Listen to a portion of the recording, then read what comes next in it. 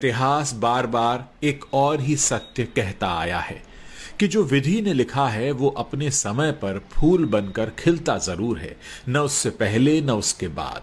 महाभारत में भीम जन्म से ही गदा युद्ध के अद्वितीय योद्धा थे, परंतु वो राजा नहीं बने। राज्य मिला उस युधिष्ठिर को जिसने पूरा जीवन संयम में रखा, फिर भी द्रौपदी का अपमान रोक नहीं पाया।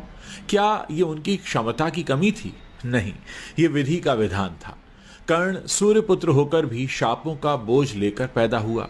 दुनिया ने उसे सूत पुत्र कहा, जबकि कौशल उसके रक्त में था।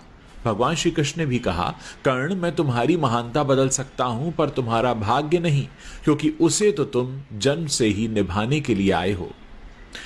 बुद्ध के पिता ने उन्हें महल में बंद रखा, ये सोचकर कि वो कभी दुख न देखेंगे, और जब दुख नहीं देखेंगे तो सन्यासी भी नहीं बनेंगे।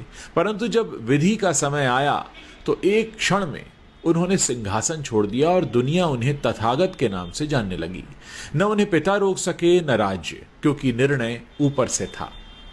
मीरा ने भी राजमहल छोड़ा, शाहजहां ने जेल में अपने अंतिम दिन गुजारे। छत्रपति शिवाजी महाराज का राज्य छीनने की सैकड़ों साजिशें हुई, पर जो उनका था वो किसी से हिम्मत नहीं हुई किसी में कि उनसे छीन पाए, क्योंकि वो भी विधि के संरक्षण में था। और आज भी कोई धन लेकर पैदा होता है, कोई संघर्ष लेकर पैदा होता है, कोई सुंदर देह पाता है, कोई सेवा का अवसर पाता है, किसी के जीवन में प्रशंसा लिखी है, किसी के जीवन में अपमान।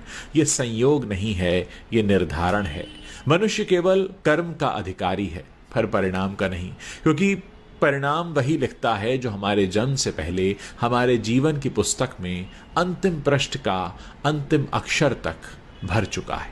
इसलिए सरल रहो, सहज रहो, कर्म करते जाओ, फल की चिंता उस पर छोड़ दो, क्योंकि मुहूर्त न जन्म का बदलता है न मृत्यु का।